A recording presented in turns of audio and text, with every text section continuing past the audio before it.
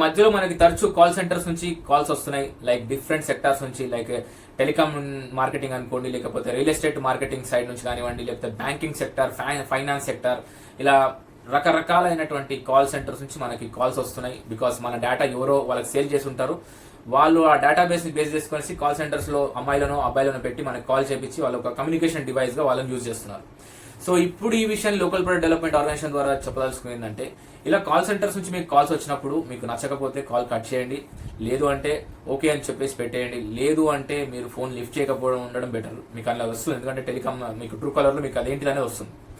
కానీ కొంతమంది మటుకు ఏంటంటే వాళ్ళు చేసినప్పుడు వాళ్ళని ఆట పట్టిస్తున్నారు, రకరకాలమైనటువంటి మాటలు మాట్లాడుతున్నారు, వాళ్ళతోని అసభ్యకరంగా మాట్లాడుతున్న సన్నివేశాన్ని చూసిన విషయాన్ని మీతో ఈ local product development organisation YouTube channel ద్వారా పంచుకోవాల్సింది ఏంటంటే, అలా మీరు చేయకండి. ఎందుకంటే వాళ్ళ యొక్క ఉద్యోగరీత్యా, వాళ్ళ యొక్క లైవ్లీవుడ్ రీత్యా ఆ యొక్క జాబ్ని వాళ్ళు చేస్తున్నారు. సో మన సిస్టర్స్ ఉన్నారనుకుందాం, లేకపోతే మన వాళ్ళు ఉన్నారనుకుందాం, ఇలా చేసే వాళ్ళని మీరు ఒక్కసారి గమనించినట్టయితే అద్రగనంగా డబ్బో లేకపోతే తల్లిదండ్రుల పెంపకం సరిగా లేకనో ఏం చేయాలో తోచక టైంపాస్ గాక ఇలాంటి మాటలు మాట్లాడుతున్నారు వాళ్ళతోని.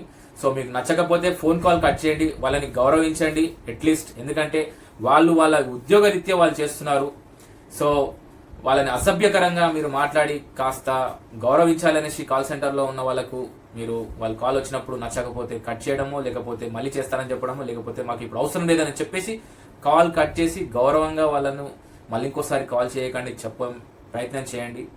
అండ్ ఆట పట్టించే పని మాత్రం చేయొద్దని కోరుకుంటుంది లోకల్ ప్రొడక్ట్ డెవలప్మెంట్ ఆర్గనైజేషన్.